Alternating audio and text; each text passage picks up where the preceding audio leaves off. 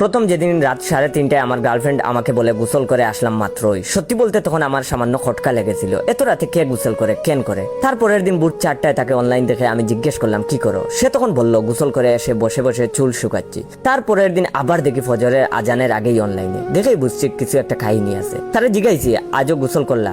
সে তখন লাজুকা হাসির ইমু দিয়ে বলল উহু এখনো করিনি, যাচ্ছি এখন। আমি তখন মনে মনে নিজেকে বুঝালাম যে গরম পড়তেছে আজকাল, আমারই তো রাত বেরাতে গোসল করতে ইচ্ছে করে, অথবা হয়তো ওদের বাসায় পানি থাকে না দিনের বেলা, এজন্য কষ্ট করে এত গভীর রাতে গোসল করা লাগতেছে। আহারে বেচার। এত গেল রাতের টেনশন, দিনেও আছে আমার ইন্টার সেকেন্ড ইয়ারে পড়ুয়া গার্লফ্রেন্ড, যে কিনা ডেডিস প্রিন্সেস আর মাম্মিস লিটল অ্যাঞ্জেল। সে কেন 3 বেলা বাসায় রান্না করে, তাও ভাত তরকারি সবজি ডাল সবকিছু ডেইলি বলে বাসায় মেহমান এসেছে, আজ অনেক পদ রান্না করতে হবে, তোমার সাথে গল্প করার টাইম নাই। রান্না করে মেসেঞ্জারে ছবিও দেয়, দেখেই বোঝা যায় খেতে বেশ হয়েছে। কোনোদিন শুনি না যে সে কলেজে গেছে বা আজ কোনো ক্লাস অথবা পরীক্ষা আছে, অথচ রান্না প্রতিদিনই করে। আমি কিছুই জিজ্ঞেস করতে পারি না। যদি সে রাগ করে ভাবে আমি ওকে সন্দেহ করছি, যদি ব্রেকআপ করে দেয়, তার চেয়ে আমি নিজেকেই বুঝাই হয়তো ওর রান্না করতে ভালো লাগে, কুকিং ওর হবি। আমার নিজেরই মাঝে মাঝে রান্না করতে ইচ্ছে হয়, আর অত মেয়ে। তবে রান্নার মাঝে শুক্রবার বাদে সপ্তাহের বাকি দিনগুলোতে প্রায় সারাদিনই আমাদের কথা হয়, কিন্তু সন্ধ্যা হলেই তার ফোন অফ হয়ে যায়। ফেসবুকে মেসেজ দিলে বলে এখন কথা বলা প্রবলেম, কাল কথা হবে দিনের বেলা। তারপর আর অনলাইনে পাওয়া যায় না ওকে। আমি কিছুক্ষণ পর ঘুমিয়ে যাই, বাথরুমের চাপে রাত 3টা-4টার দিকে কখনো ঘুম ভাঙলে দেখি সে অনলাইনে। তখন জিজ্ঞেস করি কি করো? আমার ইন্টার সেকেন্ড ইয়ার পড়ুয়া গার্লফ্রেন্ড সেই পুরাতন উত্তরই দেয়, বালতিতে পানি ধরতেছি, গোসল করব। আমি তখন ইতস্তত করে জিজ্ঞেস করি খুব গরম না? সে বলে আরে না, এখানে তো রাতে বৃষ্টি হইল, ঠান্ডা পড়ে গেছে। আমি আবার জিগাই দিনের বেলা পানি থাকে না নাকি? সে তখন হাসে আর বলে থাকবে না কেন, এটা কি তোমাদের সিলেট পাইছো? মফস্বলে সারাদিনই পানি থাকে। আমি আর কোনো প্রশ্ন করার সাহস পাই না, হয়তো রাতে গোসল করা ওর শখ। মানুষের কত অদ্ভুত শখই না হয়।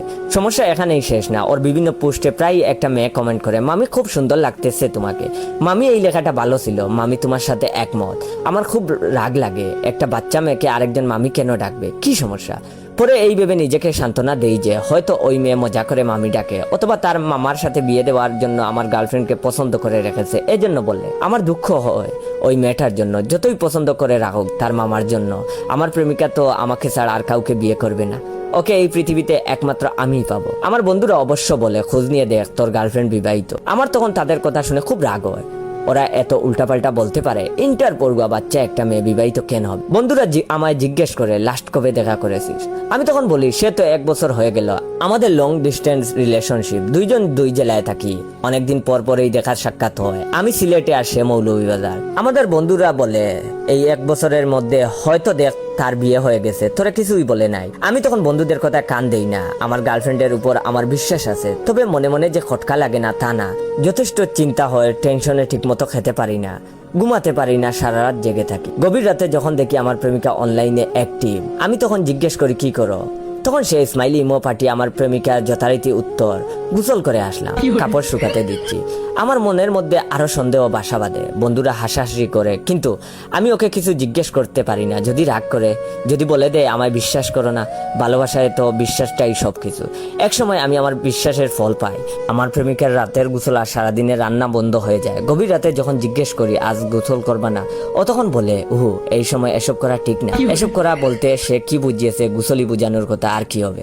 দুপুরে আমি জিজ্ঞেস করি রান্না করবা না, ও তখন আবারও না বলে এই সময় রান্না করে যাওয়া ঠিক না, কাজের লোক রান্না করবে। আগে সন্ধ্যার পর মাঝে মাঝে ছাদে গিয়ে কথা বলতো আমার সাথে, এখন আমি কথা বলতে চাইলে বলে সিঁড়ি বেয়ে ছাদে উঠতে অনেক পরিশ্রম হয়, এই সময় পরিশ্রম করা ঠিক না। আমি তখন মনে মনে ভেবে বের করি এই সময় বলতে ও নিশ্চয়ই এই সরকারের শাসন আমল বুঝিয়েছে, এটাই হবে, সময়টাই তো অন্যরকম। সবকিছু চিন্তা ভাবনা করে করতে হয়, আগের মতো উল্টাপাল্টা কাজ করা যায় না। এর বেশ কিছুদিন পর যে মেয়েটা কমেন্টে আমার প্রেমিকাকে মামি ডাকতো, একদিন দেখি সেই মেয়ে ওকে ট্যাগ করে পোস্ট দিয়েছে, আলহামদুলিল্লাহ